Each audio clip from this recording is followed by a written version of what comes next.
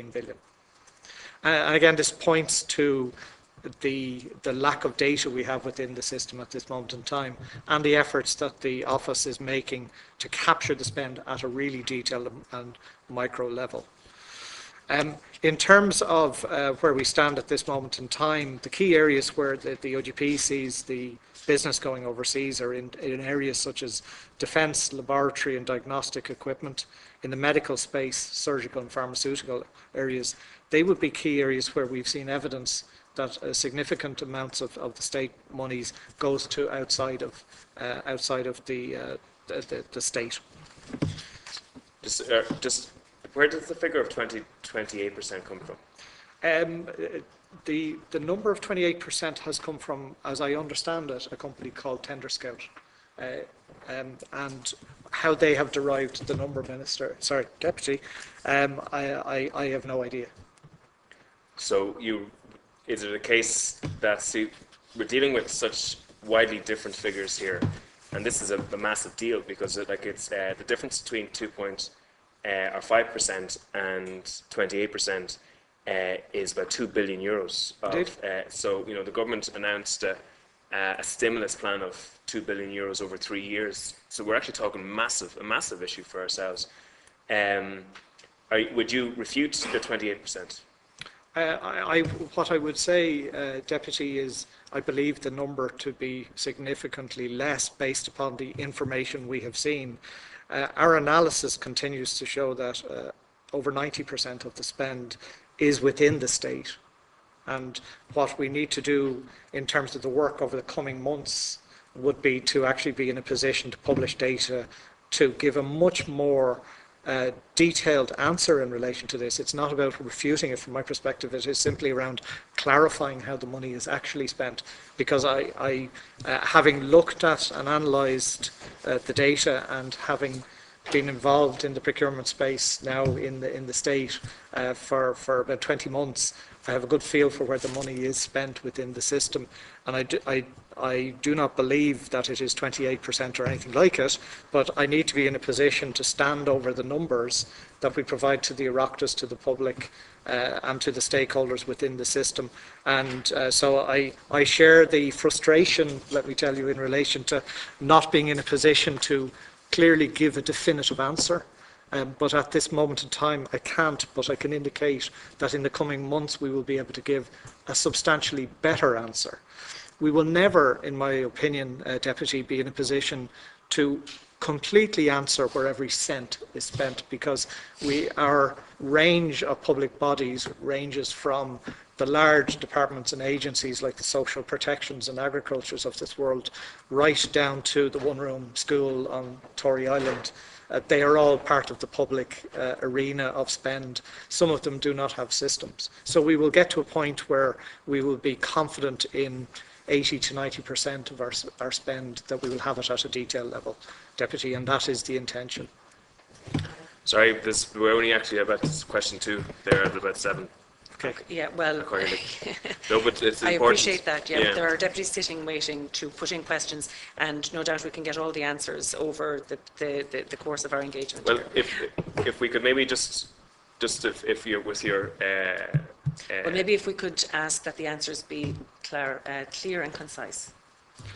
I'll do my best. Thank you, Chair. You asked about consortia building. Yeah, absolutely, we want to make sure that we, in conjunction with the Competition Authority, get good, clear guidance out into the marketplace for consortia. This is not, it's not unsolvable. We visited the Welsh Procurement Authority recently, and they've published guidance in relation to joint bidding guides. Now that is only a front page, effectively, of a much larger document. So these mechanisms for bodies to keep themselves safe, I think that is the core issue that you reflected, Deputy, around bodies being able to work together and keep themselves safe with regard to competition law. That is absolutely what we're working with the Competition Authority to do, is to make sure that that guidance gets issued as soon as possible, and to enable consortia to work together. I would also mention that the Intertrade Ireland offer training two bodies who want to come together and form consortia. That training is available through Intertrade Ireland at this moment in time. You asked, Deputy, sorry, I'll try and move on. In terms of pre-qualification, we have issued in Turn 14 the new guidance in April, particular guidance in relation to pre-qualification criteria. Since over the last couple of years, we've had a lot of feedback that some of the pre-qualification thresholds were actually far too high, and when we looked at it and looked at some of the examples, we do believe that the thresholds in some cases have been set too high. So the guidance has actually been reduced to two times the turnover of the proposed contract. That is in the guidance that was issued, and it also accelerates one of the measures under the new procurement directives. So it brings the guidance down from 3 times to 2 times the turnover requirement. You mentioned, Deputy, the Kishog situation. So if you just bear with me a second, I can give a little bit of further detail in relation to that matter. It's important, I think, to draw attention to the fact that the public procurement process for works actually provides a number of protections for the state and the labour force in the delivery of the projects within the existing structure. Obviously, from a policy perspective, government wants to make sure that these projects are delivered with a high degree of cost certainty, on time and value for money, and delays and issues on sites don't help anybody in that context. The public works contracts already require that main contractors and any subcontractors providing services adhere to labour law and face penalties from a contractual perspective, including withholding payments and contract termination in the case of infringement. So the tools are there. There's 3 layers of protection in the context of the process. The first one is at tender stages, the bidders must sign a declaration that they've fulfilled their obligations with regard to a payment of social welfare contributions and taxation. At the award stage, the contractor must submit a valid tax clearance certificate as a precondition. But particularly at implementation stage, the obligations under the contract become in force. And there's quite a number of these, and I won't read them all out, but contractors and subcontractors are required to adhere to all legal obligations, and they extend both to things like health and safety, they extend into terms of things like labour law. Contractors must submit ongoing certification under clause 5.3 of the contract to make sure that they're paid. So as each payment application is made, they have to certify that they're complying in full with the requirements under the contract, and that includes the requirements for subcontractors. The contractors must maintain records and timesheets of all those employed in the works. They have to, the state has the right to audit payments that are made. The state has the right to withhold if certification is not provided, and deduct if certification is proven to be incorrect. And the state has the right to terminate the contract or agreement where the contractor fails to remedy the situation. It's important to note, though, that public bodies rarely have the necessary resources for the level of audit necessary to conduct some of these matters, and in some cases don't have the powers that are required to police what are quite complex and difficult areas. Therefore, it's important that they report any submissions to the appropriate statutory bodies who have the necessary powers and expertise, particularly NERA in relation to just a brief point, and I do take. I will just ask for your indulgence. There are lots of questions, I do appreciate and it's not fair this to. Is a brief statement. Could I just finish? There will be an investigation by NERA and Revenue in those, but those investigations will be over before the building site will be finished and complete before. Can I just say we're outside of the remit of the meeting here today, which is to talk about the opportunities for SMEs and challenges to go for public contracts, I think we should stay within the remit of what we're doing so that we can actually come up with a better report at the end of it.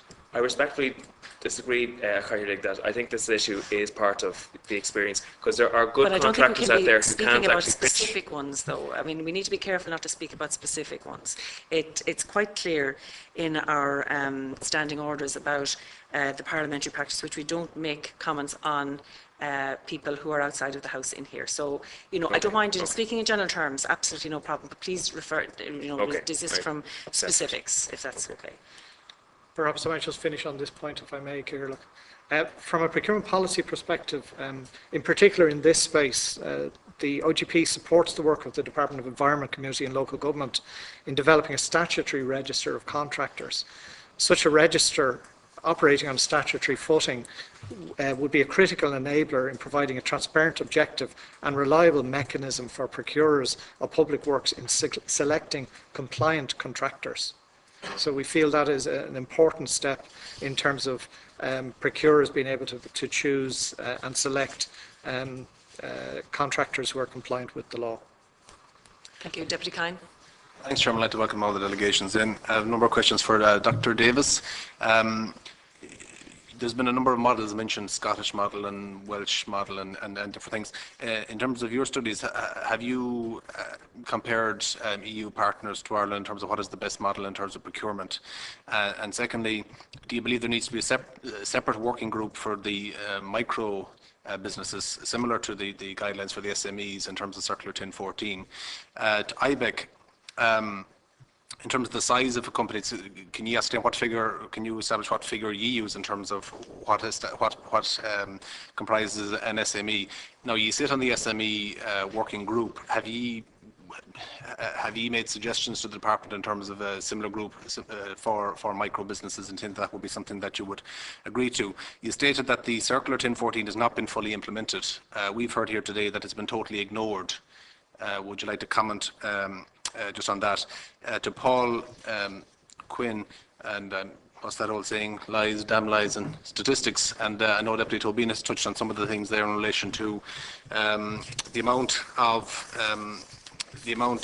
Irish companies that are winning Irish procurement, and I quoted figures earlier in relation to from Minister Howland last June that in excess of 95% of public procurement in Ireland is won by Irish companies. So that tallies with the 5% figure that you quoted earlier. So do you stand over those figures by the Minister? He said less than 5% of overall public procurement is now won by foreign companies, 95% by Irish companies, 75% of which are SMEs, and that this figure for last year, up from 60% in 2012. So just would question, would you stand over those figures, because they have been disputed, and again, it comes down to the methodology of assessing them. The Minister also said that, you know, in relation to the 2.4, there's about 2.4 trillion EU public tendering market. How have the changes, have they better enabled Irish companies, or do you see, would that be an aim in terms of the amalgamations and and that to try and get some of that public procurement? Is that actually working? Is there any evidence of that, or is that just something that we would aspire to? Just two other things. We've heard real examples here today of, you know, you might save, on one hand, as the state, 5 or 6% has been quoted here in relation to a tender, but on the other hand, we're losing jobs. Obviously, the impact that has on those employees, but also the fact that businesses in some cases are closing, lost to the state in terms of revenues, in terms of taxes, in terms of VAT, in terms of rates to local authorities. So is there any methodology to take those sort of issues into account in relation to the tendering process? And also to yourself, a similar question that I asked IBEC. Circular 1014, is it being implemented, or is it being totally ignored, as has been suggested as well? Okay, Dr. Davis. First of all, in terms of models, in a recent review that I carried out for Enterprise Ireland, I reviewed the models in Ireland, Wales, Scotland, England and Northern Ireland. And in adopting it, one model came across, which was the local multiplier methodology, and it answers a number of questions in terms of what you've raised. And it looks at developing local economic benefits. So it's used as a measure in terms of awarding contracts, so that you look at the local economic benefits for investment by public authorities. So it can be built in as part of the MEET criteria, the most economically advantageous tender. And that takes into account how organisations re-spend their money back into a local economy. In the UK, the Centre for Local Economic Strategies with local authorities found that small firms will re-spend 49p in every pound they receive back in the local economy, whereas large firms will re-spend 31p in every pound back in the local economy. So there are models there, and there are models in action at this point in time, and they're being adopted throughout the UK and rolled out in terms of saying there is a better way of doing this. And if we look at small companies, yes, we can actually put an economic value back on what the spend will be locally. Second question that you asked was in terms of a separate working group for micro enterprises. I think it's worth observing, and I want to just again go back maybe to the first question in terms of figures and stats that are out there. We've been running with the NPS and the OGP for the last 3 years a survey through e-tenders, trying to get a percentage of what way the market is made up and what the reactions of buyers are. On average, in 2011, 2012, 2013, 14, 50 to 51% of companies bidding in for tenders are micro enterprises. That means they employ less than 10 people. They employ between 1 and 9 people. Current policies are addressed at small to medium-sized enterprises, which starts moving from the 10 and above upwards to 250. So literally, should we have something representing 50% of the companies bidding in, certainly it should be considered, and certainly policy should be looked at. In terms of why, and we need to look at just the answer to that in terms of where they're competing, 30% over the 3-year period, 30% of companies bidding in for local business are bidding in for business within 120 kilometres of their home base. 120 kilometres. Only 20% of all businesses that came through and replied to e-tenders, I'll give you some of the figures in terms of the replies, only 20% consistently over the 3 years are looking for business outside the Irish economy. Okay, in public sector procurement, only 20% are actually actively looking outside the Irish economy. So when we hear policy stating that we're actually driving public procurement to drive export, there is only 20% of companies competing for public procurement business actually interested in driving an export. The other 80% is actually interested in competing nationally. But it is important to note that 50% are micro enterprises, and that 30% of the total respondents coming back in are only interested in doing business within 120. So where we have national policies, centralised policies, we run the risk of alienating those small businesses. We run the risk of not having them participate. And that's a risk that has to be taken into account. So should we have something that represents those, certainly we should be considering them as part of policy, and there should be a more proactive approach. Mr. Quinn. Oh, okay. Thank you, Chair. I think there's a few other questions that are being asked. I'll maybe just start with the micro one for the moment. I guess we have, rightly or wrongly, bundled all of our conversations regarding SMEs to include micro. We've never specifically excluded in any way micro. And we believe our policies, the policies that have been set actually are inclusive of micros, because we know that a huge amount of business is done by micro enterprises in the Irish economy, particularly as larger contracts are often broken down by contractors and main parties into subcontracts in that context. I was asked a figure regarding the 95-75 by Deputy Kine. Yes, we absolutely stand over the numbers because we would have provided those numbers to the Minister. So they are our best estimates at this moment in time of how spend falls within the Irish economy. They are based upon our estimates, though, and our samples. As I mentioned earlier, towards the back end of this year, we will have a lot more, substantially more detailed information to be able to provide much more accurate information to the Oireachtas and to stakeholders and to the public at large. I think I say with confidence that I'm comfortable that the numbers are of the order of magnitude correct.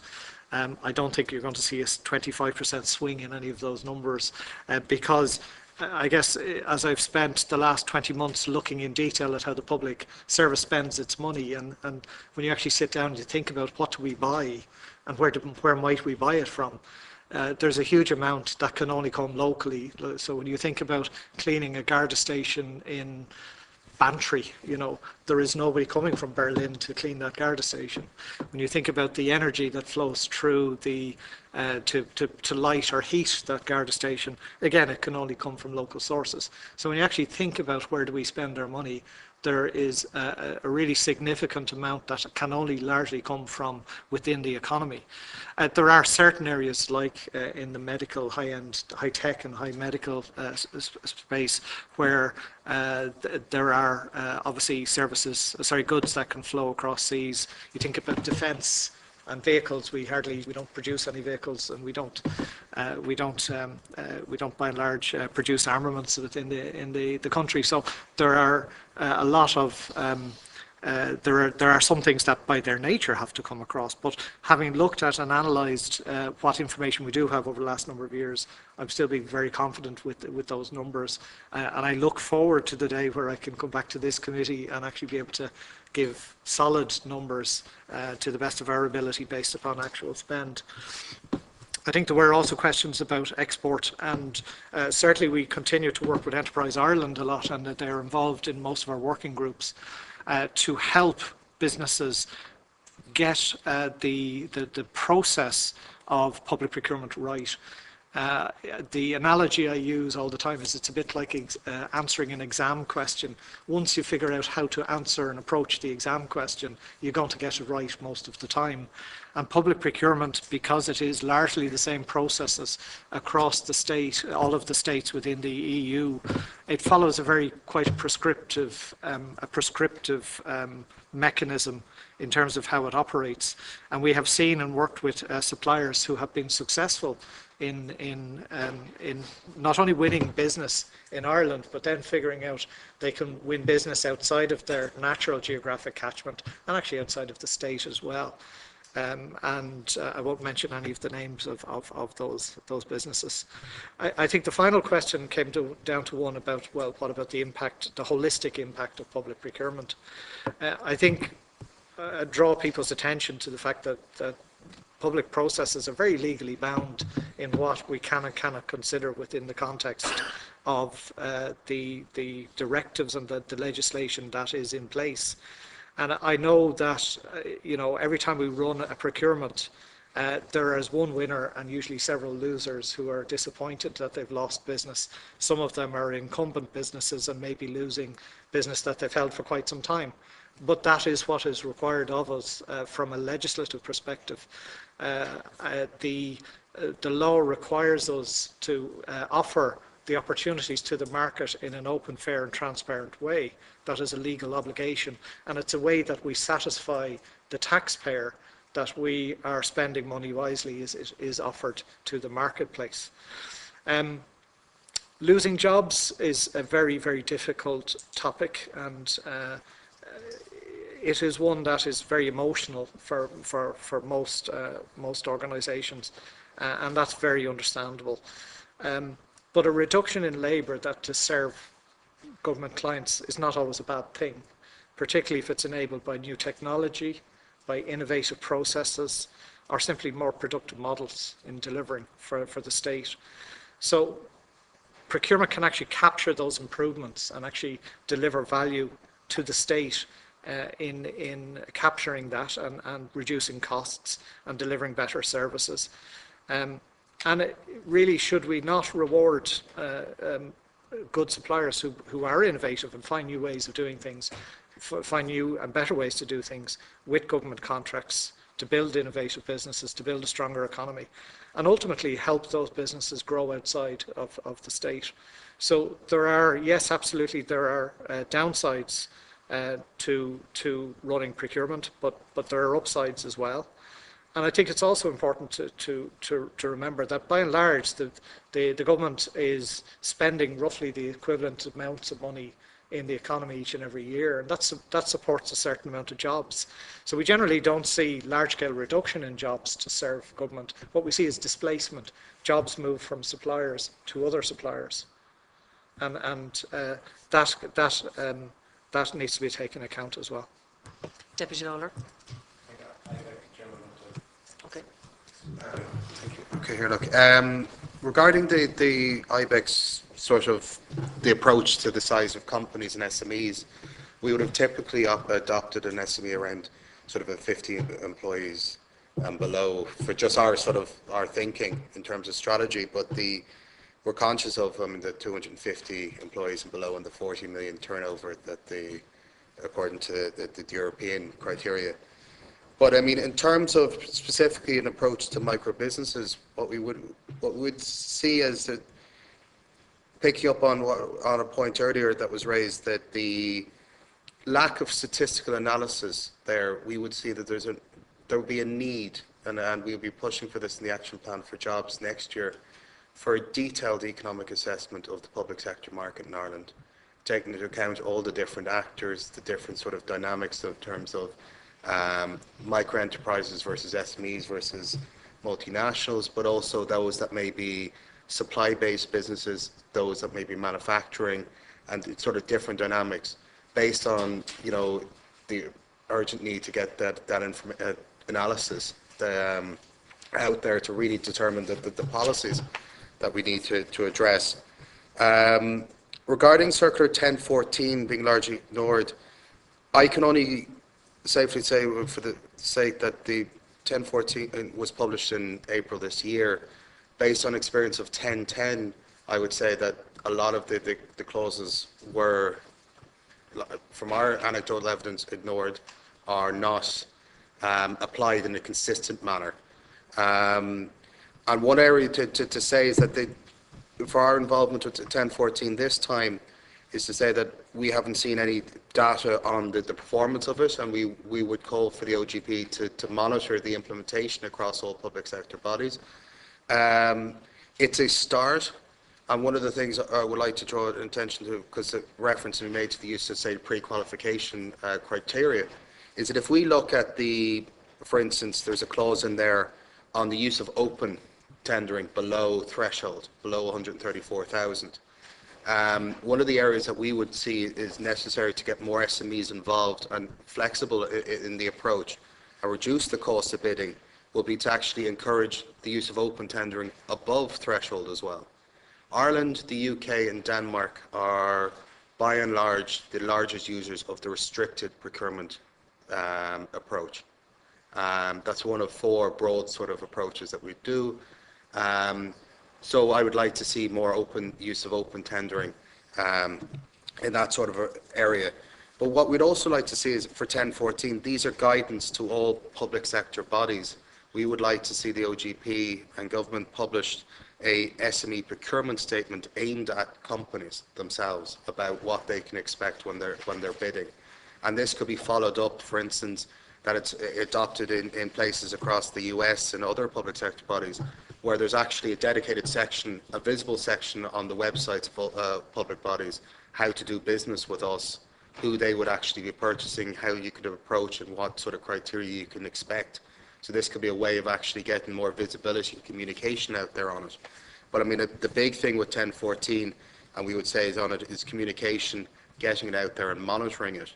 But if we were to look at, for instance, the use of standardised terms and conditions, the document there that was produced for general goods and services back in 2011, those have been applied, but they've been applied on a consistent basis, and they've been applied for contracts that the actual contracts themselves were never designed to do. For instance, we're seeing them actually increasingly in the IT space, and they were just for general goods and services and not for anything more specific. Thank you. Deputy Lawler. Yeah, thanks very much for coming in here this afternoon. Just a few questions.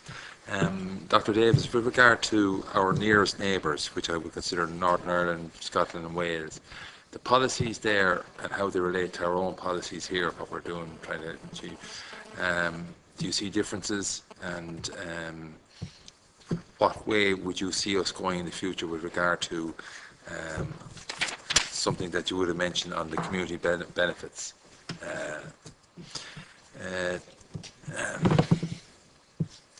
Mr. Quinn, just a couple of things. In Circular 1014, Jesus, 1014 was the Battle of Clontarf, I know. We kicked out someone else to get in something else in. But anyway, you mentioned in 1014 there's a geographic basis mentioned. And could you give me more details on this? How do you expect it to work? And what percentage of the contracts out there will be based on a geographical basis? Secondly, you mentioned a collaborative centralised model, or you mentioned Scotland as having 20% under that. What percentage do you see us having here in this country in comparison to the Scottish?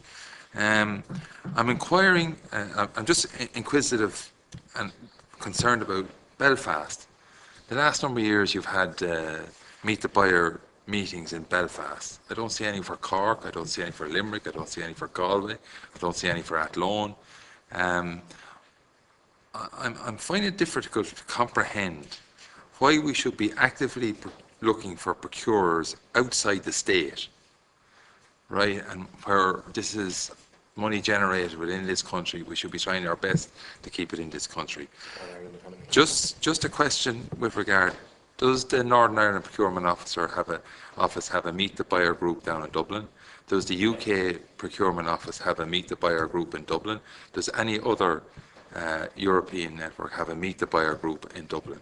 Why are we doing that? Just you mentioned consortium and you're looking at things like that at the moment. Is it not a bit late?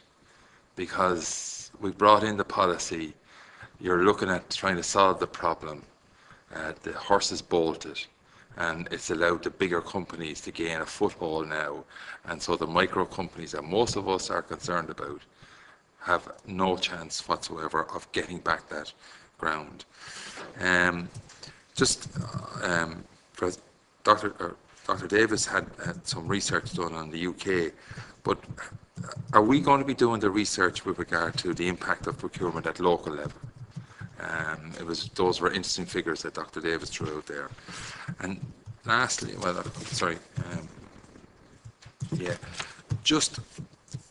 is there going to be some sort of way we'll be able to measure the savings that are going to be made as a result of this policy change?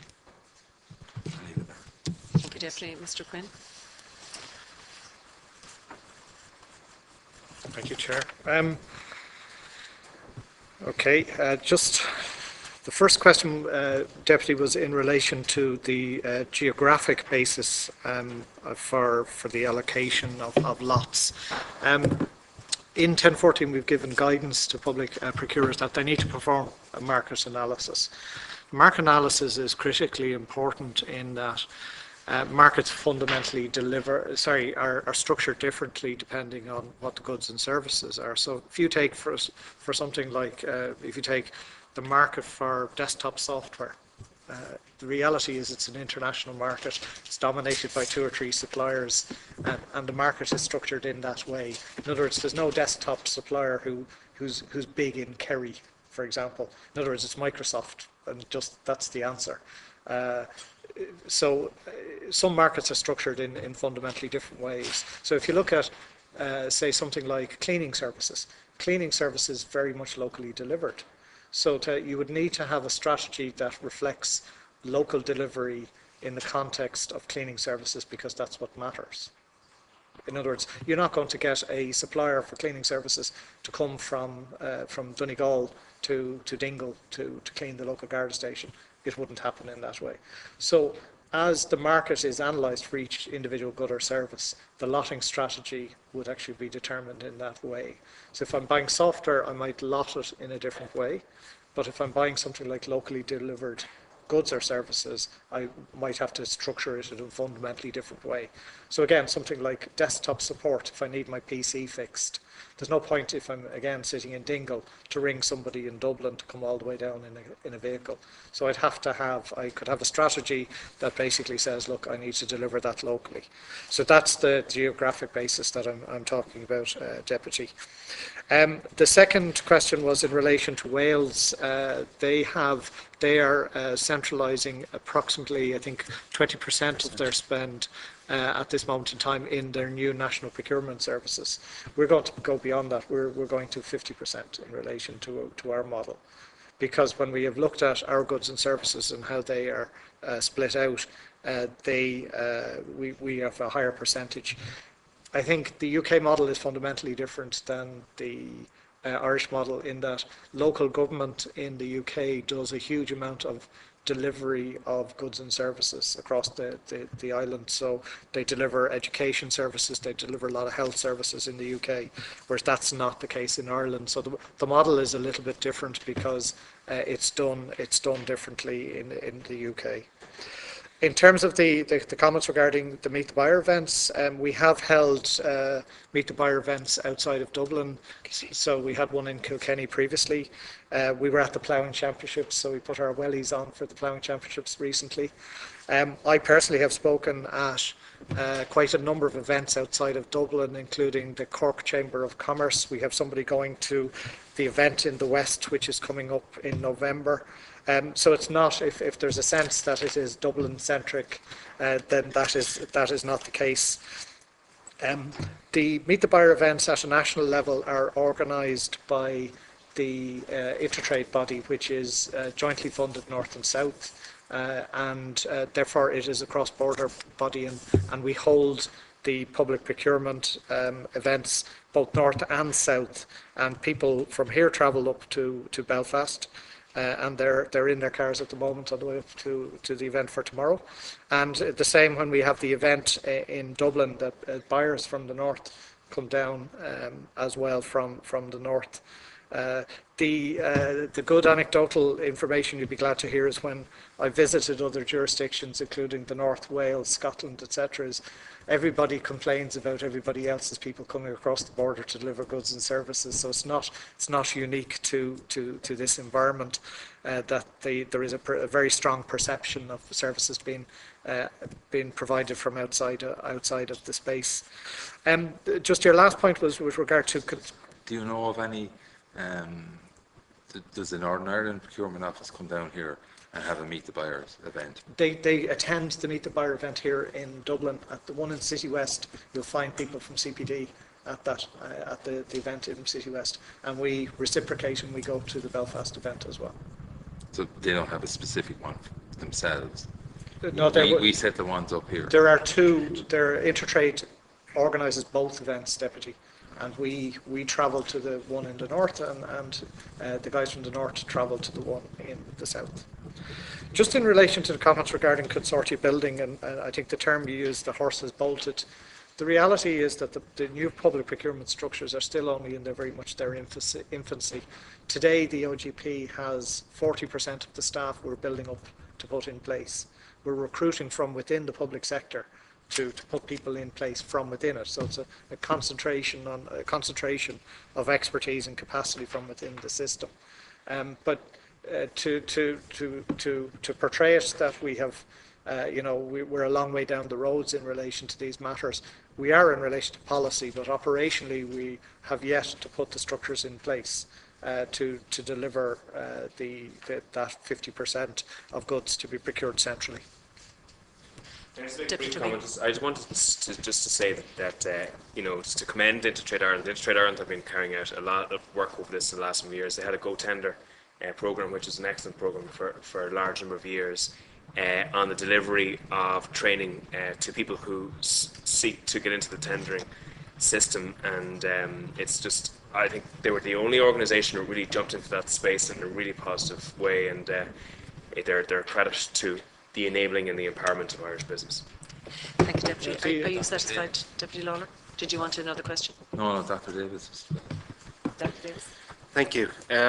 You raised a couple of issues in terms of what's it like in other jurisdictions, in particular Northern Ireland, Scotland, Wales and England. In the UK, there are currently 2 public procurement regulations applicable both in Wales and Northern Ireland, and therefore Scotland is then seen as a separate entity in itself.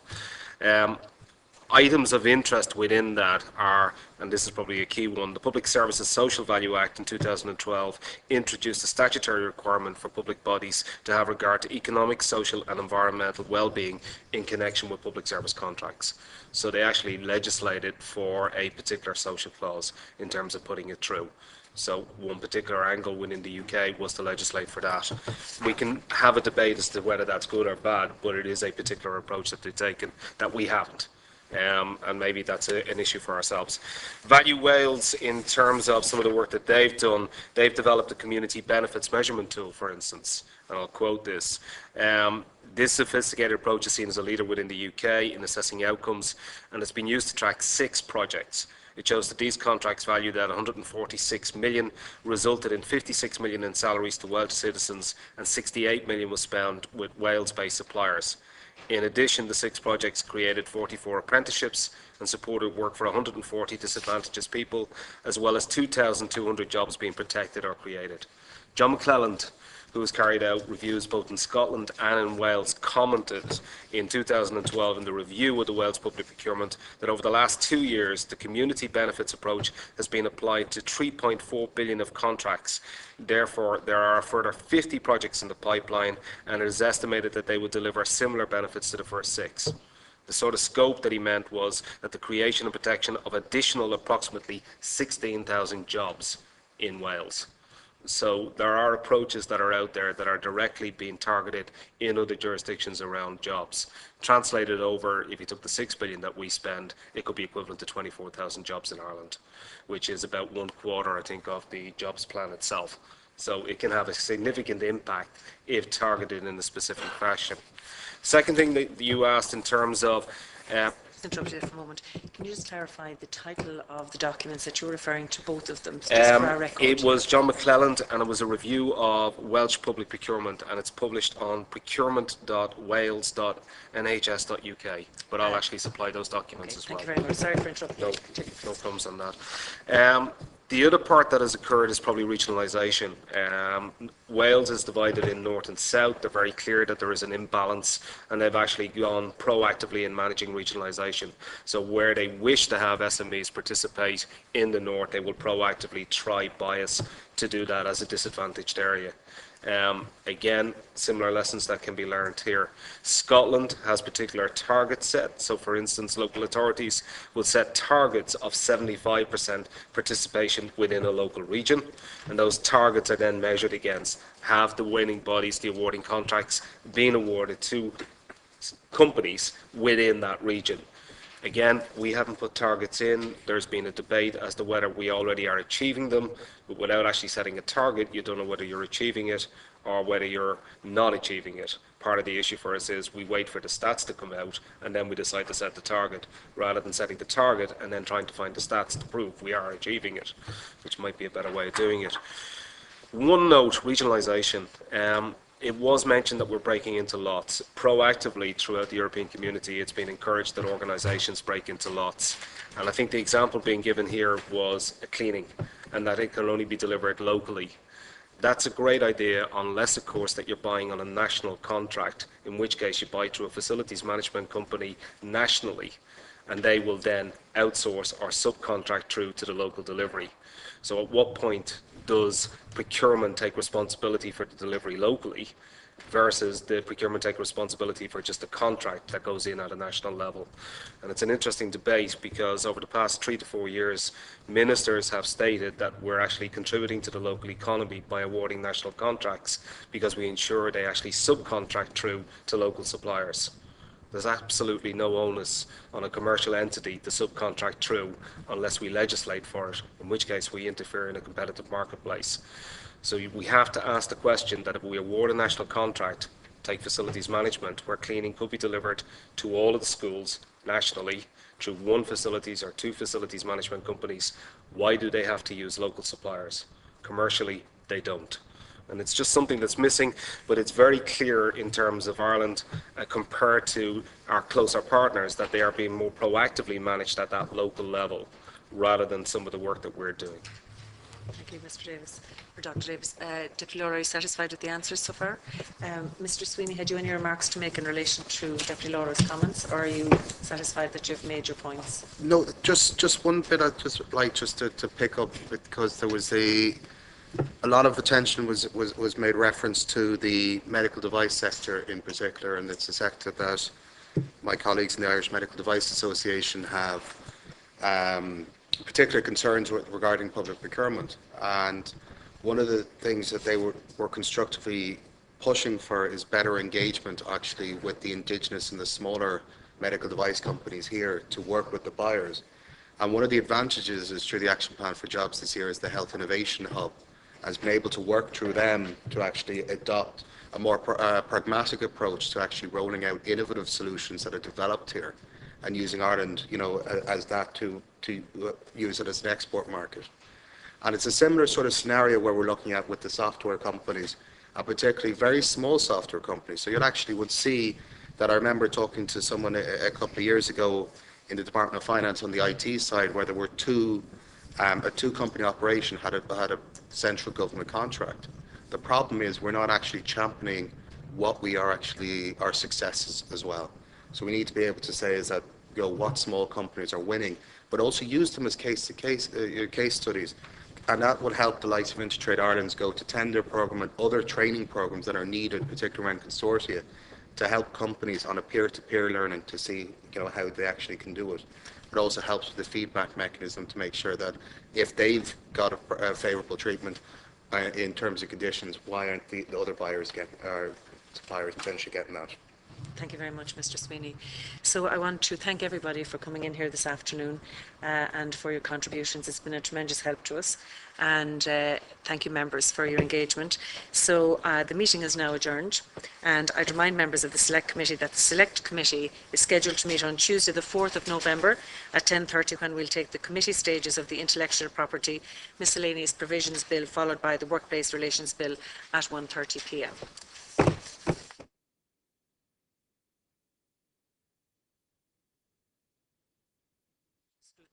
Of the Industrial Relations Amendment Bill 2014. Thank you.